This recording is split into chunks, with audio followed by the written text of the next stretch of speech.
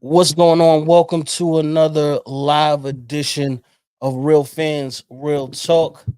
We got another good one in the books for y'all today. Hold up. They got us going. All right, we're gonna have to work the kinks out on that was the Instagram live. We was trying to get y'all on the Instagram live with us today too. Obviously we still gotta work the kinks out on that one. But there's a whole lot of sports to get to this week. Um, some big things coming up in the sport of boxing. NBA. We getting to that halfway point of the season, and of course, whole lot of NFL football going down this Sunday. But before we get into all of that, let me introduce my co-host, my brother Eric Sanchez, aka Legend in Two Games. What's going on, man? What's really good, bro? You already know NFL Sundays. We got questions galore. I mean, the questions started coming in. It looks like a good 40 minutes before showtime. So we got a lot to get into. We got boxing. We got some NBA, of course. We got NFL. Let's get to it, Trip. Let's just get to it, man. You already.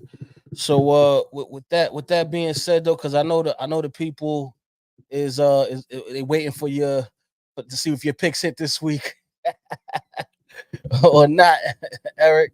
So talk to the people. Let's hear them picks that you got for this week. How's the record looking? So first, I want to thank everybody who be supporting the Friday Night Lives. This past week, we were not able to do a Friday Night Live. We're actually going to go live on Tuesday, kind of do a reaction to this past Sunday. My work schedule has been crazy this time of year, so I wasn't able to get on the live Friday night. But just to give you a quick rundown on a couple of things that hit, I had a ticket with the Chiefs and the Dolphins that hit. So obviously, I like both those teams. I had the Texans as an upset that hit. They won outright. Trip, I sent you the ticket. I had a 5-leg parlay that I trusted the Giants to come through. The Giants were the only team that didn't come through. But on that ticket, I had the Texans. I had hold on, I'm looking back right now, so I apologize, guys. I had the Texans. I had the Panthers as winners as well. That was another underdog team I like today. The Bears was a push because that final line was at -3. They ended up losing by 3, so that was a push. I like the Buccaneers today. My losses, very few, but most of them came in the 4 o'clock slot because I thought Dallas was going to be able to cover. They were getting 2.5 points. They got the ish beat out of them today. I know we're gonna get to the Dallas game, so I'm not gonna get too deep into my analysis on it just yet. But I did have Dallas, and I thought the Commanders were gonna keep that game close against the Rams. The Commanders last time I saw were getting 5.5 points. I picked them as well. I had the 49ers, I had the Dolphins, as I mentioned, I had the Texans, I had the Bucks, I had the Panthers, I had the Bears, I had the Chiefs. So really, my only losses today, Trip, was the Giants, who I thought were gonna keep it a little closer. The Cowboys and the Commanders. The NFC East basically screwed me, so I got to keep that in mind for tomorrow night with the Eagles because the NFC East is what killed me today.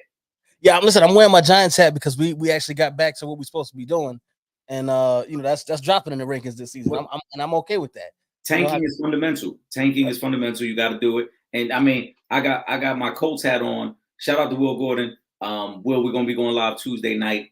You know, depending on what happens tonight, maybe mid shift, maybe mid show, you could switch to the Ravens hat because if the Ravens win tonight, Trip, I believe there's a certain team in Indianapolis that will be a first place team by tomorrow morning. So we will be rooting heavy for the Ravens today. I ain't mad at that, man. I'm looking forward to another Ravens win. Oh We got to no, finish the season off. Amani fell for the Okie doke. Amani, oh man, shout out to Amani though. I love Yo, shout out to all the supporters, man. Shout out to everybody in the comments. Derek Thompson, first up, we see you 627. Getting right to it.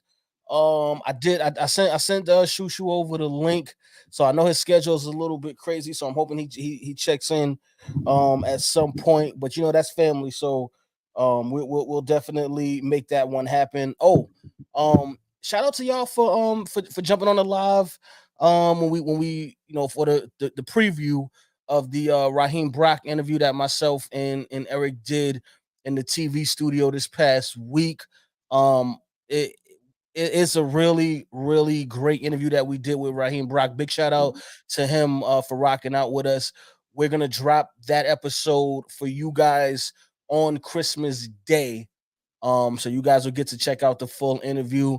I would have loved for y'all to stay on the whole time, but since if I'm not running the boards when we in the TV station, it's a little more complicated to interact with you guys on the live because the crew is like actually maneuvering through the station, running the cameras and running the big boards. So it's a little more difficult to do that. But I do want to shout out to everybody that that joined into the live before we actually went on and did the interview with Raheem Brock. Let me just see if there's any. Okay, so these. Oh yeah, y'all got a lot of questions coming in. But yeah, we definitely see y'all.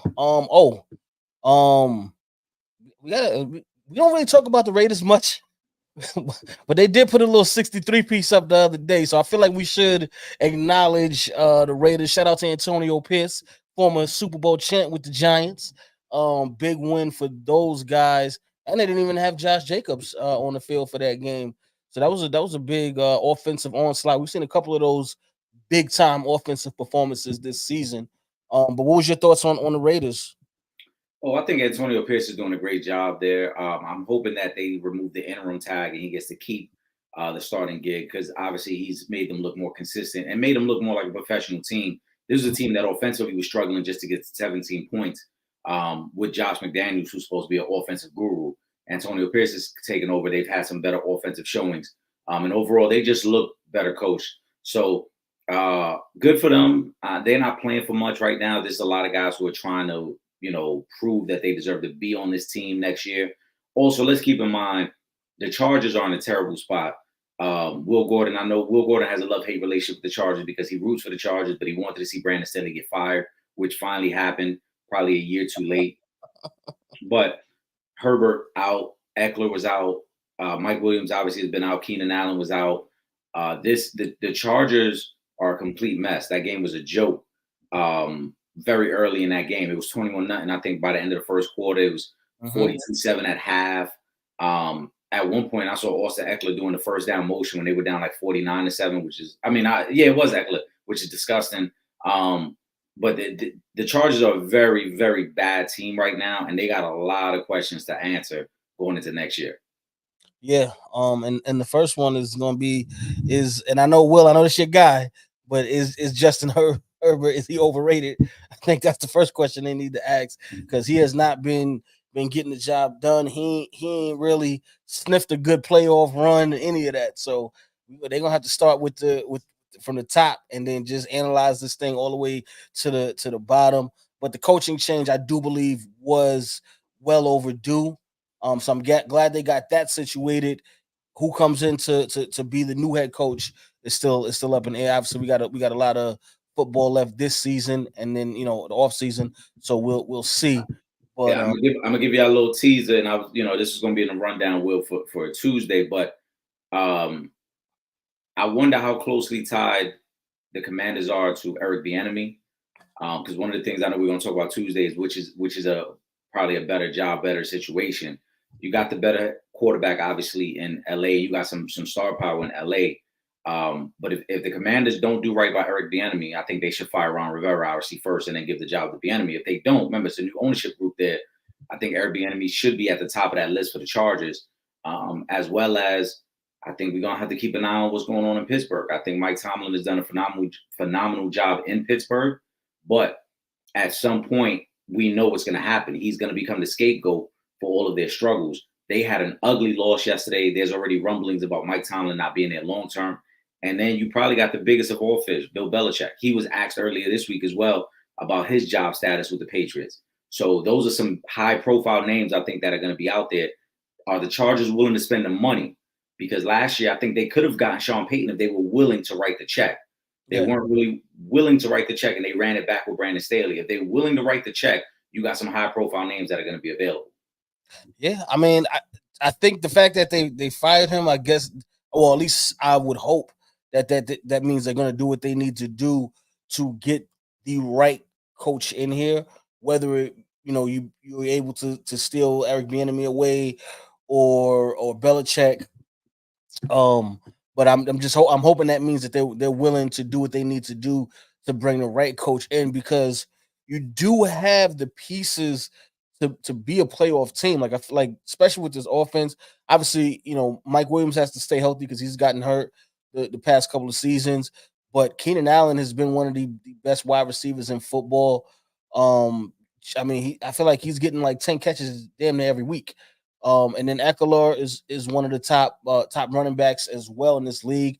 And even though I still, I'm on the fence with whether or not Justin Herbert is overrated, he is still one of the better quarterbacks in the league. So you do have a lot of talent there.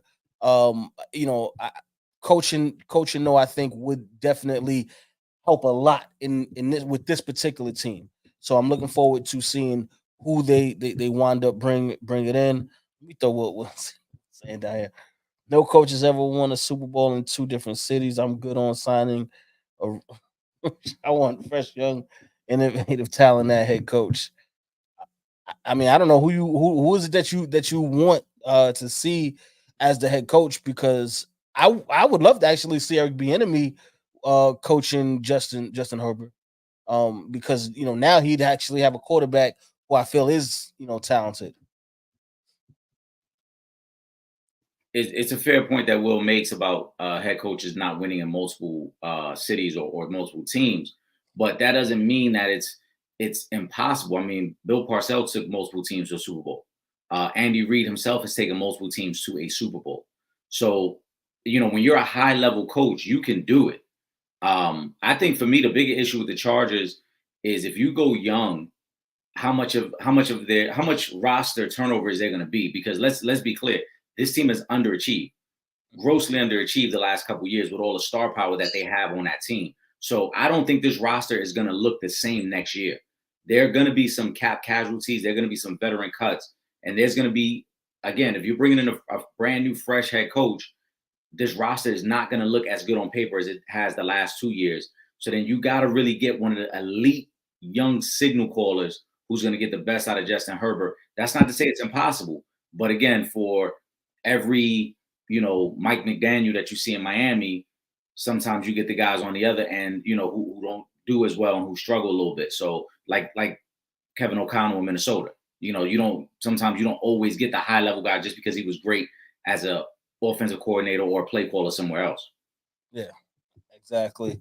But again, we're gonna have to wait and see what they do at their quarterback position. So you're taking the Ravens tonight. Oh, you want the Ravens to win, but are you taking them tonight to win? I'm taking the Ravens tonight. Last time I saw the line was at 3.5. Just looking at the day, the trends of the day, and even starting from Thursday, the favorites have been covering significantly. We saw it yesterday as well with a couple blowouts, with Detroit blowout, with the Colts blowout. The Bengals was a push as the favorite yesterday, and then today it continued on the favorites coverage. So I'm gonna ride that wave. I like the Ravens. I would take the 3.5 just because that's been the trend the last couple of days. Yeah, and just a reminder, guys, Shu Shu does have the link. We're waiting on him now to check in, but we're gonna rock out. The show must go on and until he does pull up. Let me throw Will's comment up here really quick.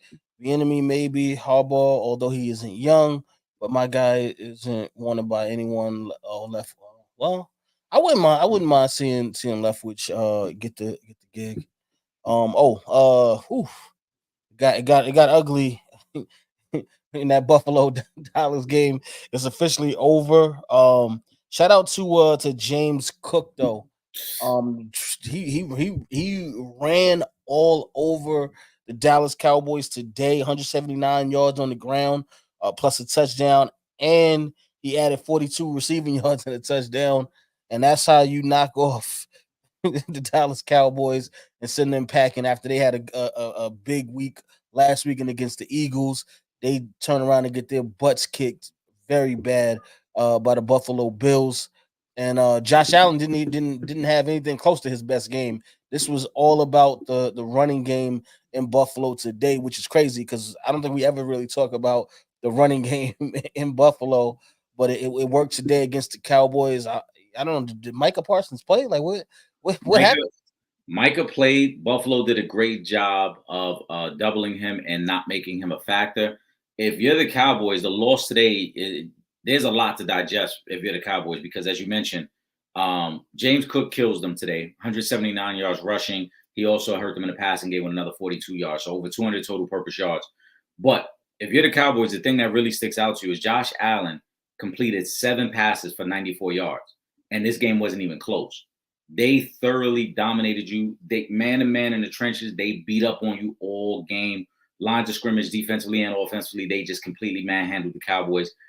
That is an issue if you're the Cowboys, because one of the things and one of the reasons they haven't been able to beat the 49ers because the 49ers are too physical for them. And now Buffalo has kind of copied that recipe. And so now that's going to be the script moving forward.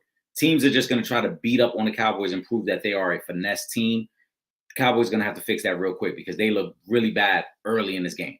Yeah, and this was actually their chance to kind of take the division lead. Absolutely. And we don't even get a close game from Dallas today. They got beat bad. Yeah.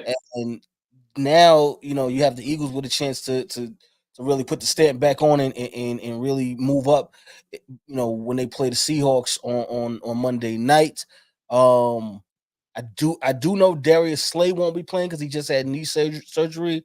Hopefully Jalen Hurts does play in this game. I know he was downgraded to questionable. He's dealing with some type of illness. Yeah, he's been sick the last couple of days. Yeah, but I'm sure if he's good to go, he's going to want to play in that game, especially seeing now that the Cowboys lost the way they did. If you're Philadelphia, you want to knock the Seahawks off so that you can put that stamp back on first place in the division, and then because now you still got to compete with the 49ers for the number 1 overall spot in the NFC, but they have the chance to at least take back control of the NFC East.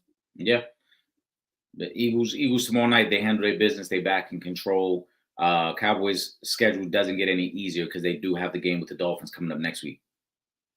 Facts. I'm not gonna go into too much because obviously we're gonna drop on Christmas. I'm gonna drop a little preview clip of the Raheem Brock interview for you guys before Christmas. But Eric, one thing for you, I guess that stood out in the interview. So 2 things actually. First, I was surprised to hear him talk about how his love for the game started to fade pretty quickly. Just because he had worked so hard to get to the points he was at. I mean, we talk about an undrafted guy who really had to fight his way onto a roster, and then he was really productive, as I mentioned, in terms of durability and reliability. You ain't gonna find too many guys that through a 10-year career played 16 games, 8 of those 10 years. Like, he was reliable. He played DN. He played some D tackle, high level, high IQ guy. So his love for the game was one thing. And then hearing him talk about just some of the mental obstacles that he had to overcome. In that interview, you hear us talk about Tony Dungy and the passing of Tony Dungy's son. And Raheem kind of touched on his own mental hurdles he had to overcome, as well as, the physical state of his body right now, the toll of playing in the NFL that long and what it does for you and what he has to go through now just to be able to live some sort of normal life physically anyway. So those are the 2 things that stuck out the most to me. A lot of the interview, was like, wow, I learned a lot. And I'm only gonna give you all a preview because I'm probably gonna drop. This will probably be the clip that I drop. But I thought the comments on Pete Carroll were very interesting, especially after hearing the Marshawn Lynch interview with Unc on Club Shay Shay. So when you guys hear his comments on Pete Carroll, obviously he had his best statistical season with the Seattle Seahawks. But he said he had some interesting things to say about Seahawks head coach Pete Carroll. So I think that's actually going to be the clip that I drop early for you guys, and then the full interview will be aired on Christmas Day. So y'all get a little Christmas gift from the good folks over at Real Fans Real Talk, because we love you guys so much and we appreciate all the support. Absolutely. And I thought, and that's a great point, as you mentioned, his comments on Pete Carroll. We sometimes as fans take for granted, and we think that these guys are going to be as passionate about the game as we are as fans. And hearing him kind of the way he's disconnected from the game of football. Because even at one point he had asked me, remember before we even went on air, he had asked me how the Colts were doing this year. Like he said, I really don't watch much football at all. I'll tune in from time to time, but I'm not watching it. So him disconnecting from it, like it makes you wonder sometimes if maybe we put too much of a burden on these guys. And I know we all gonna say, hey, it's sports, the games, we love it. But sometimes we forget the human element of it, that sometimes these guys just get worn down by it as well. Like it's a constant grind. And now you're starting to see it through social media where people are constantly sending DMs to these guys because my parlay didn't hit. Or I need to do my fantasy team lost because of this. And these guys are starting to get, really tired of it. Like, man, I could care less about any of that. It's bad enough that I'm already going through the mental grind I got to go through. And now I got to check my DMs because you talking about a parlay didn't hit. Listen, I ain't gonna hold you. I was a little nervous earlier. I started to DM somebody because my fantasy team wasn't looking too good early, but they didn't manage to come back. So I ain't gonna have to hit nobody up and let them know, y'all got to get it together, man. Because I'm trying to win this fantasy football season. But big shout out to Raheem Brock. Thank you again for rocking out with us. Shout out to Combo as well. We shot another in studio episode with Combo from Combo's court. Whole lot of basketball talk on that one. One of the things we did speak about with Combo was Draymond Green. I know you guys already know by now, but he's been suspended indefinitely. I see a couple of comments up here in regard to Draymond Green. Were you surprised that the suspension was indefinite? No, because I think the league has been very soft on Draymond in the past, and they've tried to give him the benefit of the doubt. They've tried to buy into the thinking that hey, he's just overly emotional and overly aggressive player who plays a style of play that isn't conducive to like this current era. But what he did that night is one of the wildest things we're ever going to see on a basketball court. He straight up swung around and sucker punched Nurkic. That's what it was. It was a sucker punch. And then try to like play it off, put his hands on his hip like, oh, I didn't realize what I was doing. Like nothing about that was a natural basketball move. You would never swing around that way and hit somebody like that. For that one. Yeah. So, and if you're the league, like at some point too many instances, man. Like, we talked about him putting Rudy in the chokehold earlier this year. Let's not forget last year in the playoffs, he stomped on Sabonis's chest. Like these are all things that have happened within the last year. And then if you want to go a little further back, obviously the Jordan Poole incident. So there's a lot of things that have taken place just within the last year. The league is fed up with it. You're Draymond Green. You are no longer an all-star. You have never been a marquee name in the league, but you've always been a good player. But now that you're not even an all-star anymore, it's like, why are we tolerating this type of behavior from you? Exactly. Shout out to Hoop Baller Scoop. The comment, Draymond Green, both of y'all talk about what he did to Nurkic, and does he really have a problem, or he just want to be a tough cat? I don't know if I want to say he has a problem, or if it's just about him wanting to be a tough guy. I just think it's just Draymond Green that he's embodying the enforcer role. Yeah.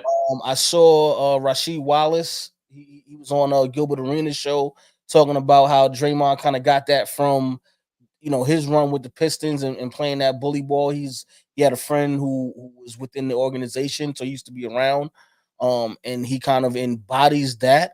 I do think he needs to control himself more. I will say that, but I don't think Draymond Green is going to change. I will say that because he's basically said it himself. He's not going to change. He's going to be who he is. That's what got him to Defensive Player of the Year, 4 championships with the Golden State Warriors. So he's not going to change who he is. So as far as the suspension goes, I didn't think it would be indefinitely. I thought it would at least, I figured it was going to be definitely more than the 5 games that he had just gotten. But I was thinking maybe like 10 to 20, between 10 to 20 games. But indefinitely, I mean, realistically, that means he could be done for the whole season. We don't know if he'll come back, at all this season. Which really sucks for the Warriors because they were already struggling. So now you lose Draymond Green. But yeah, he definitely, you know, be physical, but I mean, you can't be just straight swinging on cats the way he did. That was just crazy. Yeah, I don't think it's either one of these. I don't think he has a problem, and I don't think he's trying to be tough. I just think this is who Draymond is. This is no different than a dude in your neighborhood that when you go to the court, you already know like it could go left at any moment. This is just who he is. He's again, mentally he's from an era that no longer exists. He's from that era, as Rashid highlighted, where things like this happened and you just went about your day and you just kept hooping. So I don't, like I said, I don't think it's either one of those things. It's just he is at a point in his career, he knows the skills are eroding. He knows that the game is not is moving a little too fast for him. And he's trying to slow the game down with some of these tactics, and they're just going too far. Exactly. Let me go. I seen there was another. Let me throw up. I think that was D-Nell Jackson. Shout out to D-Nell Jackson. My thing with the Warriors slash Green drama is he's their heart and soul in terms of toughness and defense and setup man in the half court. But it's cost them a lot of games and four titles. But he definitely cost them in 2016. So are the Warriors scared to check him? Um, Again, I don't want to say they're scared to check him. I just think they're letting Draymond be Draymond and do what he does because of the success of the Warriors. Because even in between when they, the Kevin Durant years, and then when they won again, when Steph won the Finals MVP, this stuff was still going on, and we were still talking about Draymond Green, but it's just like, all right, well, yeah, now we won again. So now what are you gonna say? Like, and that's the thing, you know and we say this a lot, winning covers up a lot. When he And covers it all up. so now it's like, all right, during the down parts of the Warriors, you know, a big three run, with those with Steph, Clay, and Draymond being together, now it's like, all right, now they're struggling again. So it's going to be an even bigger deal because they're losing right now. They're not looking like the Golden State Warriors that we've all come to know, with that winning dominant basketball. And it happens because guys are getting older. You know, you can't expect these guys to to to be the same. We see Clay is out here struggling. Wiggins has been struggling this season. So Draymond's been struggling as well. Guys are getting older. So now where before they were winning, and it's like, all right, Draymond, you out of pocket, but they winning. So what are you gonna say? Now it's like, oh, all right, Draymond, you out of pocket, and we losing. So I don't think they're scared to check him. Just because they publicly haven't checked him, I don't think that it hasn't gone on in private or within that locker room in some capacity. I'm from the mentality and I'm from the era of if you my man's, I'm gonna ride with you no matter what. But when we talk alone, I might tell you, yo, you was foul right there. You was messing up. So it's very possible that they just don't want to talk about him publicly, but behind closed doors, they letting him know about himself. But in terms of checking him, I mean, what's there really to say? Don't act that way. Like these are grown men. Like like don't do that. Like you're not gonna say it that way. You just gonna figure out a way to talk to him. Like yo, you hurting us right now. You causing us some games, and you being out is hurting us. And Steve Kerr at times has checked Draymond. Let's not forget in a critical finals against Boston, he benched Draymond for the fourth quarter of that game when Draymond wasn't playing well, and some of Draymond's antics were starting to come up then. So I think there have been times where they checked them behind the scenes. They just won't do it publicly. yeah, and I mean, yeah, because you still have to show that unity, like you said, Right, Eric. Even like when you're dealing with your friends, like yo, while we out, I'm not gonna check you while we out right, because we come in here, we one and the same. We come in and we gonna leave together unified. But when we get in that car ride home, bruh, right. you out of pocket. You got to calm the f down because Right. I mean, it like even Pat Bev said it like when the whole situation happened with Minnesota, right? People could say whatever they want. Oh, Draymond crossed the line, but I'm sure everybody on the Warriors was happy that Draymond crossed the line and put Rudy Gobert in the yoke, right? Ain't nobody on the Warriors gonna be like, nah, you shouldn't have done that. Draymond's like, nah, that's my teammate. He riding for us. So word. we cool with that. So it goes both ways, like you said. Behind the scenes, I might tell you, yo, you bugging out right now, bro. You need to relax. But in public, we ride or die. Like nobody else got to know how I might feel about you because you my brother. So we gonna ride out here, and then when we behind the scenes, yo, you was really bugging out the other day. Exactly, but you know. As it is now, he's going to be out indefinitely. We'll see how the Warriors do without Draymond Green for this next stretch of games.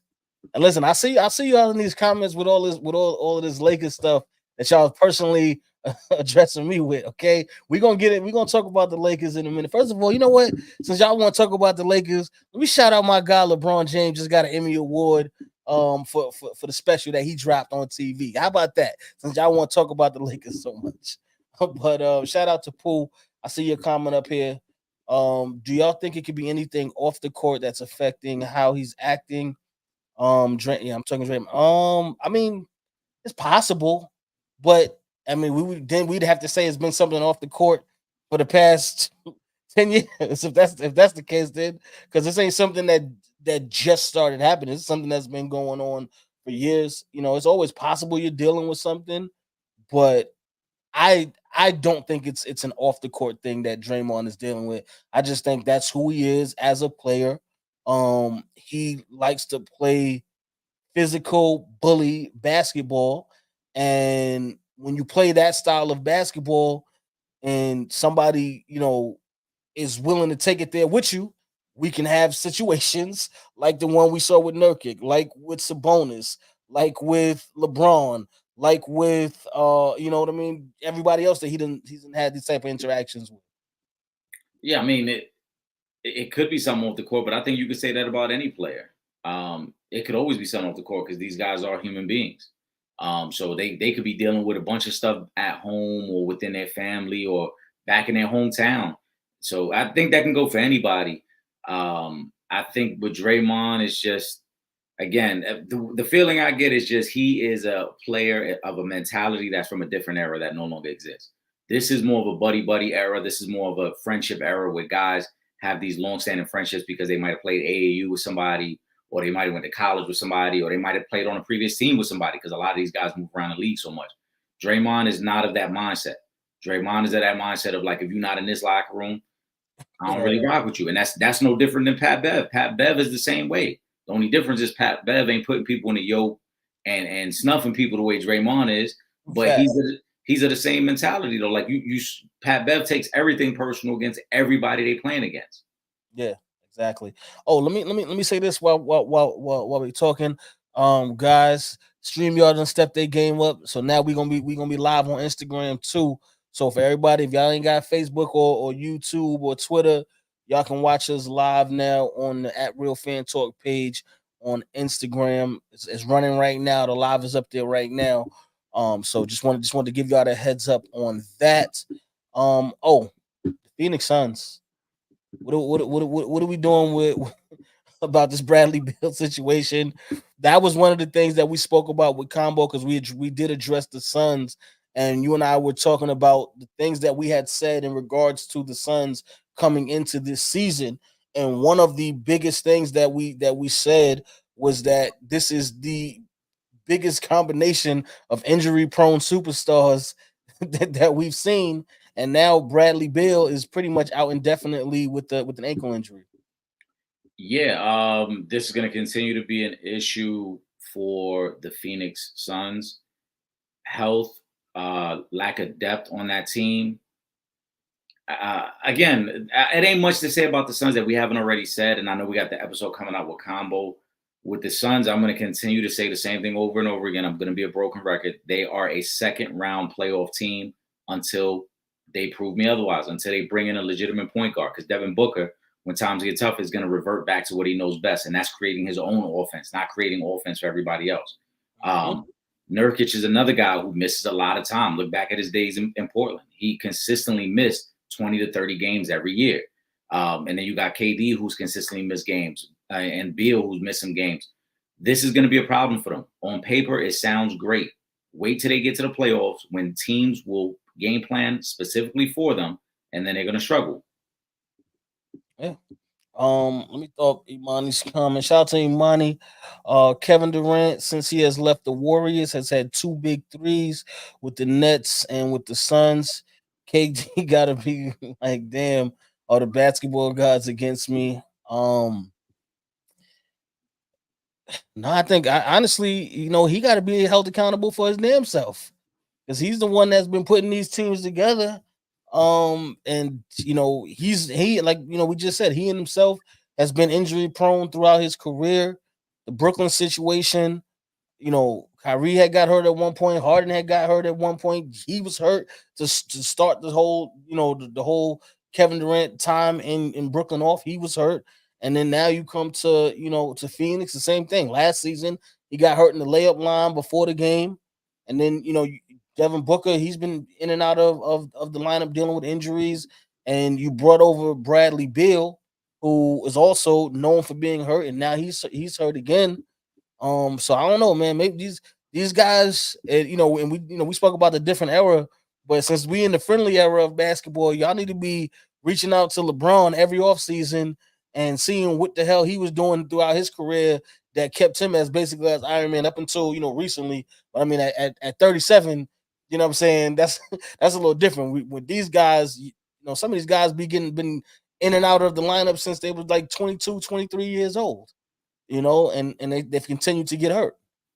I mean, it's possible the basketball gods are against him, because because it's true, because he shortcutted his way to a title when he joined the Warriors. We know what it was. But it's also possible that Kevin Durant's just against himself, because KD has chosen friendships over legitimate playing situations. He could have stood with the Warriors. He could have played it out with Steph and continued to do great things, but he wanted to join Kyrie in Brooklyn for no other reason than the fact that Kyrie wanted to go to Brooklyn, because KD said himself he never even took a meeting with the Nets. These are his own words. He signed with the Nets because Kyrie went there, and then Kyrie sold it to him, and they said, all right, I'm going to go there. But also, look back before the trade last year, one of the sneaky teams that everybody was talking about that could have been in the market for Kevin Durant was the Denver Nuggets. And the Brooklyn Nets were willing to engage the Denver Nuggets. He didn't want to go to Denver. He wanted to go to Phoenix, where he felt that the odds would be stacked in his favor because of Booker, because of Paul, because of Ayton. Imagine KD in Denver with some variation. I don't know if they would have had to give up Murray or Porter. One of those two guys would have had to been in a trade. But Joker, KD, and then Murray or Porter as your third, I think they still would have probably won a title last year, and they would have been on the verge of doing some great things there. So they had an opportunity. He had an opportunity specifically to land somewhere that would have been a better fit for him, with a team that had a little bit more cohesion, but he chose Phoenix. So again, he chose friendships over better basketball landing spots. Exactly. And listen, man, I think him and Devin Booker is still enough to hold the fort down until Bradley Beal comes back. They're more than capable of doing that. It just needs to be done. That's all. Y'all just got to stay healthy. Everybody else got to stay healthy. And Eric, I'm going to give you the alley oop on this one, okay? Because you my guy. And you got to stop letting Jalen Brunson put up 50 pieces on you, because that in itself right there, can mess up the team morale. So there you go, Eric. I'll let you talk about it.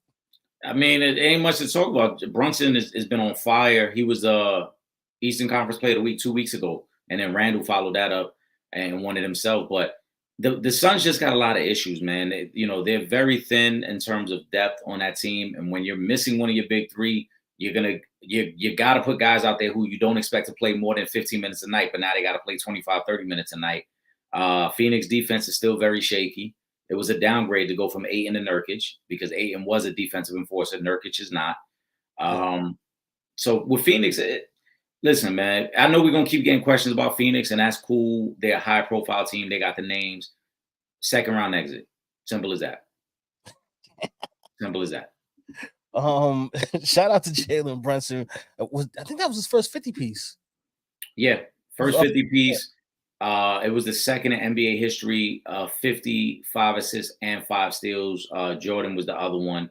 It was also, I think, the first 50 piece to shoot perfect, not only in the second half of the game, because he didn't miss a shot in the second half, but he also went 9 for 9 from 3. Jalen Brunson has been phenomenal. I want to apologize, because when we first signed him, I thought the contract was a little steep, but he has far exceeded that. He has far exceeded the contract. I'd rather be paying him that money than Julius Randle. I mean, Julius Randle's contract isn't terrible either. But at the time, I thought we needed a lead dog. And Brunson, and I'm shout out to Hoop Baller Scoop, but we needed a lead dog. We needed a guy who can take over games late. Brunson has shown that. He won that battle last year in the playoffs against Donovan Mitchell, where the fourth quarter, those close games, he was outperforming Donovan Mitchell. And then even in the Miami series, he needed help because Randall didn't play well in that Miami series, but Brunson was going toe to toe with Jimmy Butler trying to keep us in that series too. Yeah. Listen, guys, I do want to apologize. Shu Shu just hit me. He asked if we could reschedule. Because his schedule is a little bit hectic this week. So he will be back. Y'all know that's family. Shu Shu done been on the show That's a fact. several times with us. So it's all right. He'll be back with us. We do apologize, but since Shu Shu is not gonna come this week, I'm gonna do something extra special for you guys to make up for this one. But he will be with us soon. We're gonna work out the timing, but I just wanted to give you guys the heads up. But we still got a lot of sports that we're gonna talk about for the rest of the show. And I know y'all been waiting, so now y'all can whatever y'all want to say about the Lakers, we can talk about the Lakers right now.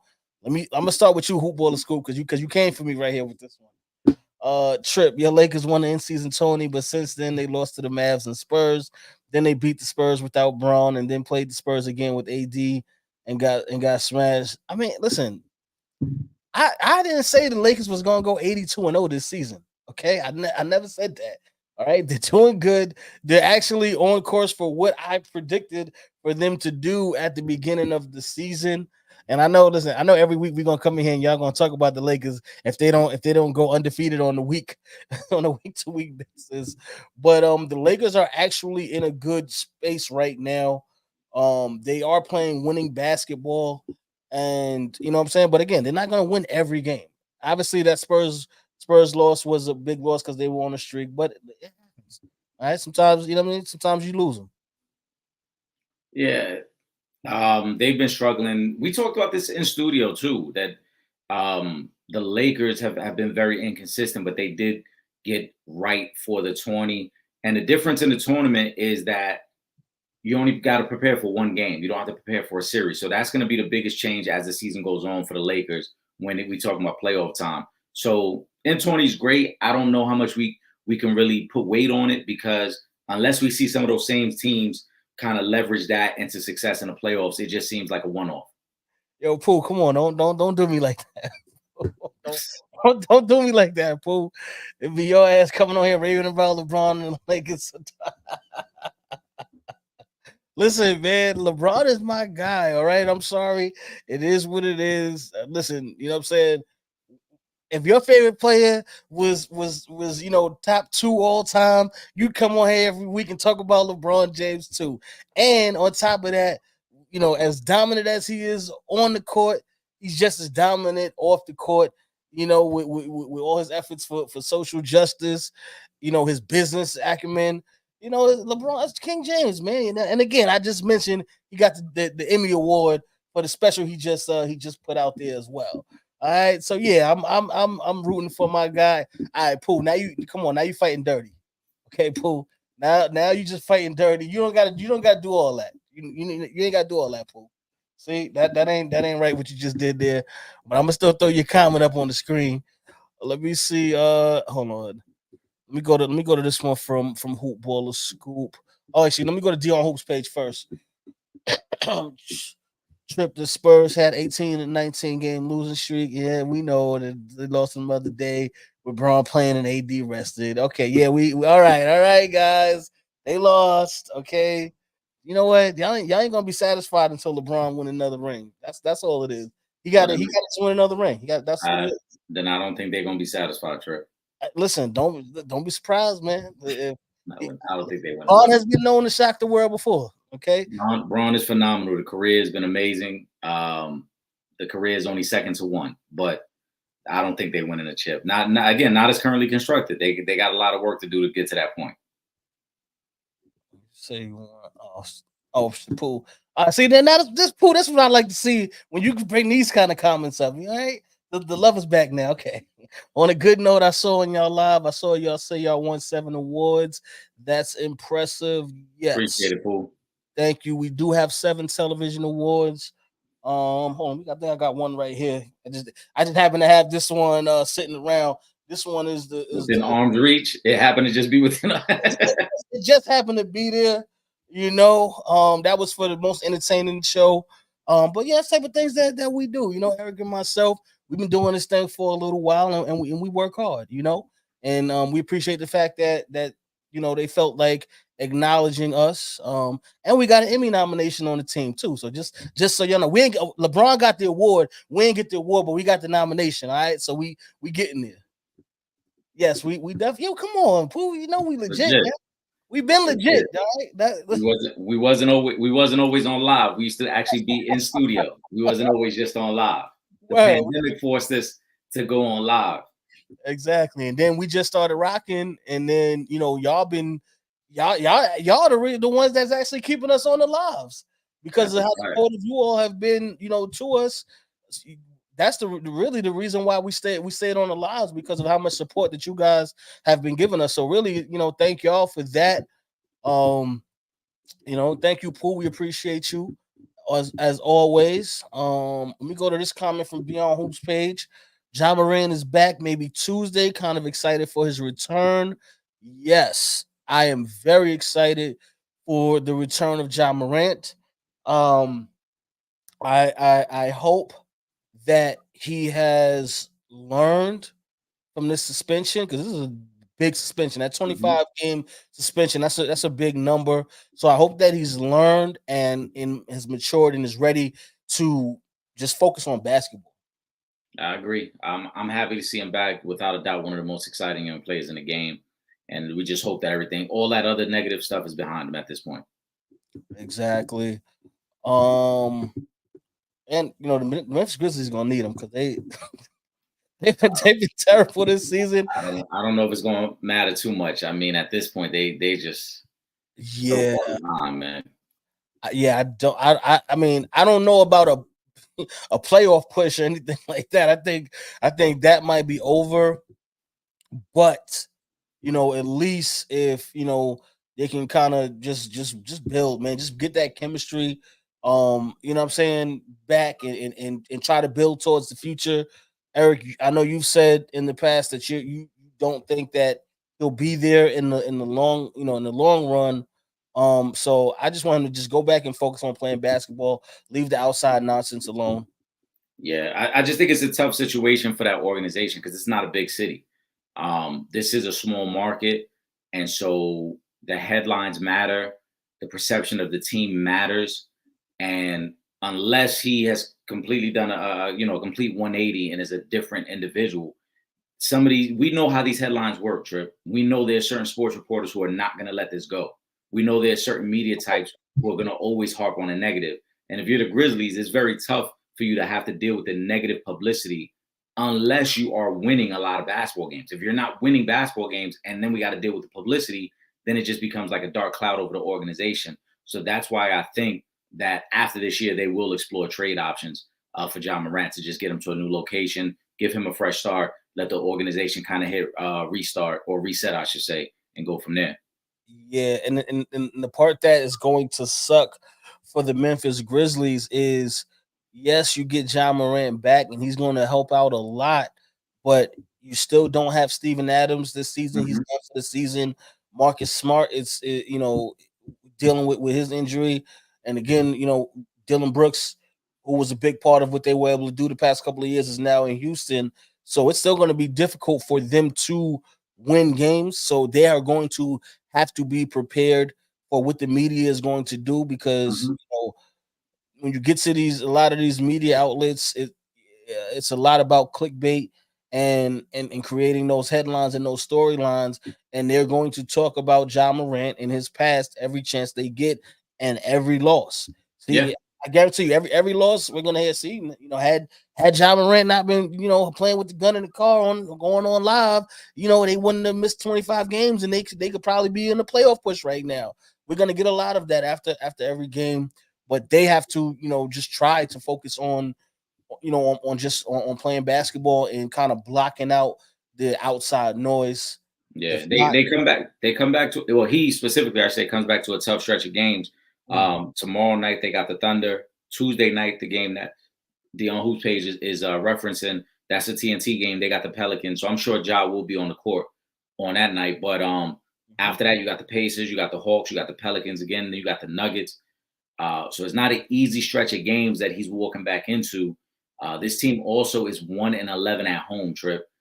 That's terrible.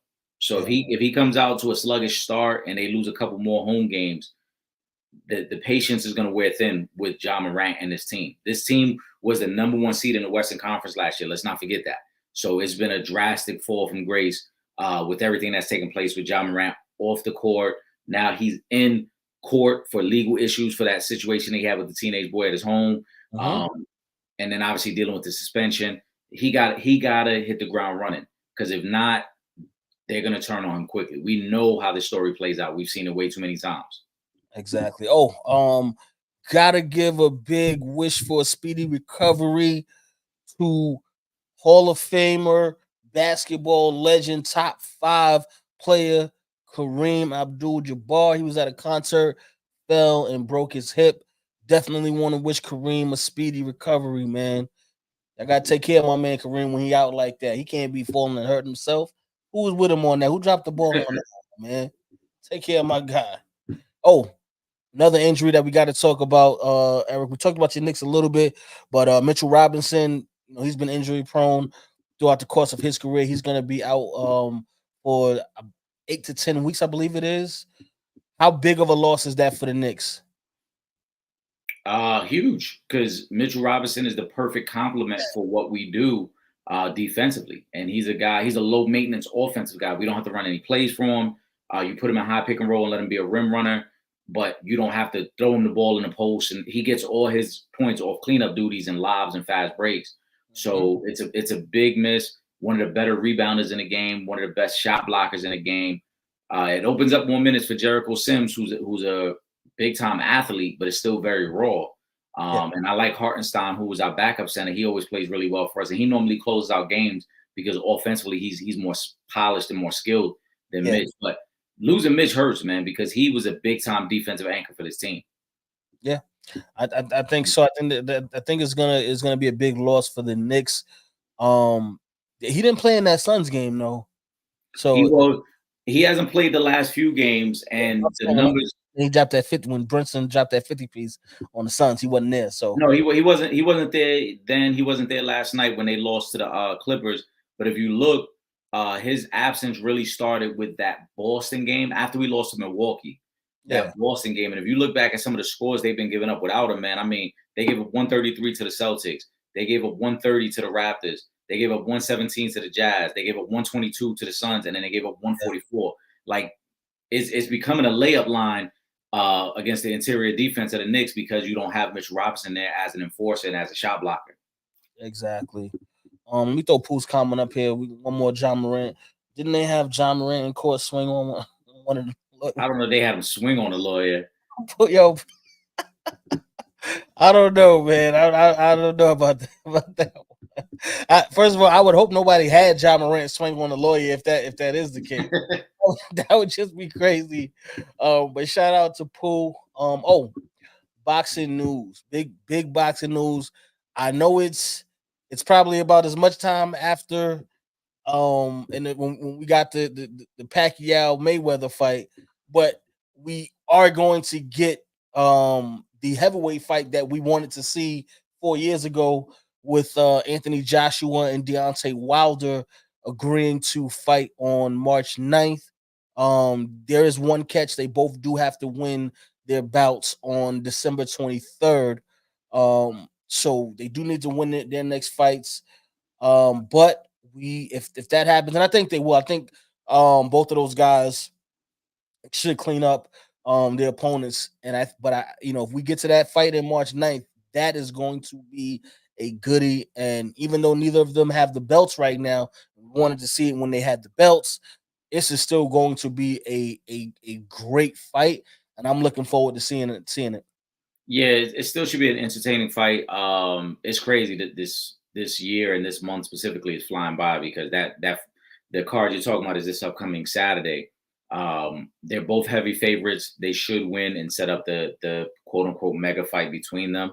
And who knows, man? By the time they fight in March, the landscape of the heavyweight division could be different, and those guys may be fighting to be a #1 contender for a title shot. So it's still a fight that I'm going to tune into. It's still one that boxing fans have wanted to see for several years. Is one that you and I have talked about for quite some time. So I guess better late than never, right, Trip? Hey, it is what it is. I mean, listen, again, I think they're still both good enough to where this is going to be a good fight. And we Yeah. don't get too many good heavyweight fights with two upper echelon opponents. So I think this is going to be a goodie. I'm looking forward to it. Another fight that has been announced, and we spoke about this one. We spoke about this fighter a couple of months ago, Teofimo Lopez, when he first announced that he was retiring. We kind of both, wasn't hearing that that nonsense. But he is going to be back in the ring in February against Jermaine Ortiz. Title fight. So welcome back to Teofimo Lopez.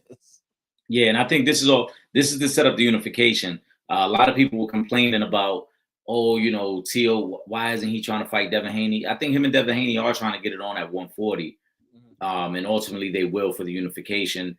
These young guys are all trying to find the biggest fight that they can make. So I think Teofimo and Haney and Tank and Haney and all these guys are going to cross paths at some point. And I know when we get with Shu Shu, we're going to talk about this as well. But good to see Teofimo kind of put that retirement to rest because he's way too young. We knew he was not going to walk away from the game just yet. Yeah, I didn't believe that when he said it, and of course now he's back in the ring. Tank, I did see a live where he said, 140 is next up, and I would assume that that's in regard to the Devin Haney or possible Devin Haney fight. Those two have been going back and forth, and of course, we saw Devin Haney completely dominate his last opponent. So we got to see these guys start to tangle. We need to see Devin. We need to see Tank. We need to see Shakur. We need to see all of these guys in a round robin, and just get in the ring. We need those fights. Also, there's some talks about Terrence Crawford and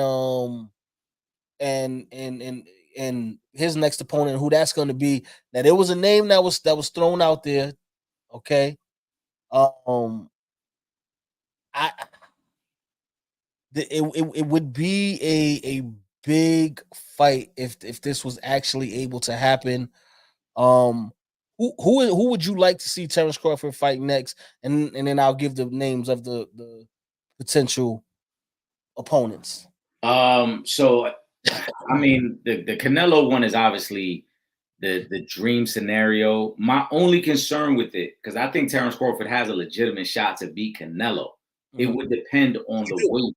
Yes, but it would depend on what weight they fight at, because we have to remember that Canelo, obviously, once he rehydrates, is going to come in as like a super middleweight, even possibly almost like a cruiserweight, where he's going to probably weigh like about $175.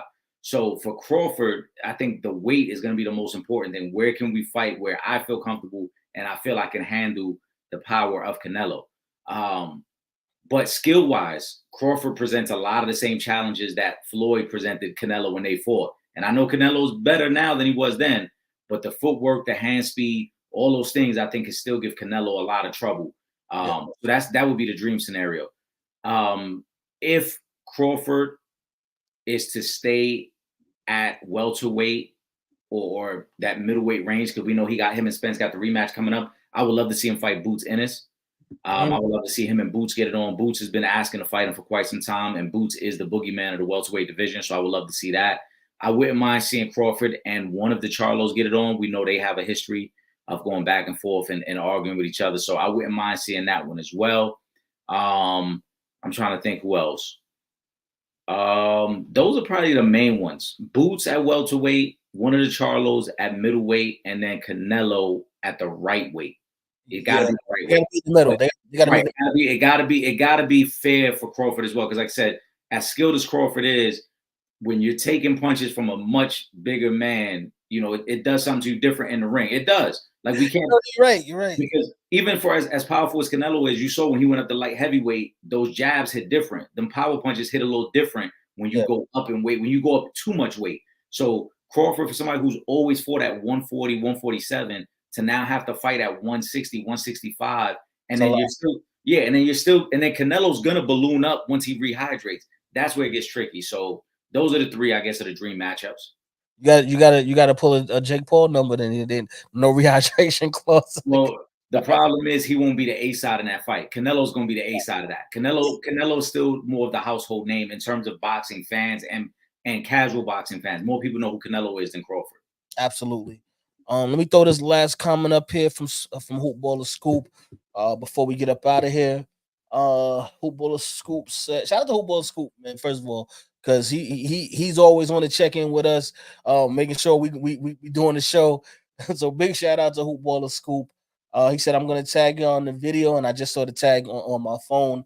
I know everyone been asking for Cheryl Miller, and I'm thinking maybe if y'all show some interest in her fight, her friend that coaches JUCO college in LA, I guess." She's being treated wrong by the big wigs, but I will tag y'all in the video. Maybe next week I will get y'all thoughts on it, and maybe if y'all include her fight with her friend, she may come on. We working on it, man. We working on it. All right, but I'm gonna check the video out. I did see the tag come through to my phone. Couple of notes, guys. Make sure that you guys are following us on all our social media.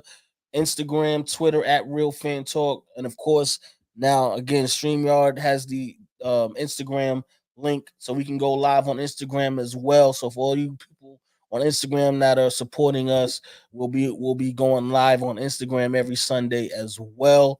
And Eric, now you can go live on the Friday nights too, as well on Instagram. So make sure you guys are following us there. Also, Facebook.com/, Real Fans Real Talk. Y'all see the YouTube up there, youtube.com/ For the Fans Productions. And if you guys are not in New York City on Thursday nights and you can't watch the show on TV on Verizon 43 from 8 to 9 p.m., do not worry. All you got to do is go to the website, realfansrealtalk.com, click that red button on the homepage, and you can watch live from anywhere in the world. And make sure you guys subscribe to the podcast, man. Real Fans Real Talk and the Sanchez Show podcast, streaming on all major platforms, and we got new content dropping every week. So make sure you guys stay in the loop. With that, Eric, you want to give us a final thought? Yeah, a couple. So first and foremost, I want to wish everyone a happy and healthy holiday season.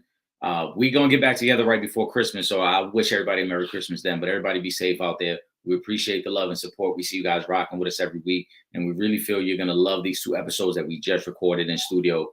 One with Raheem Brock, which I think touches on a wide range of things, not just football. We dive into a little bit of mental health as well, and then obviously his career outside of football. And then the NBA episode with Combos Court, which I know for the basketball junkies that rock with us every week, y'all gonna love that one.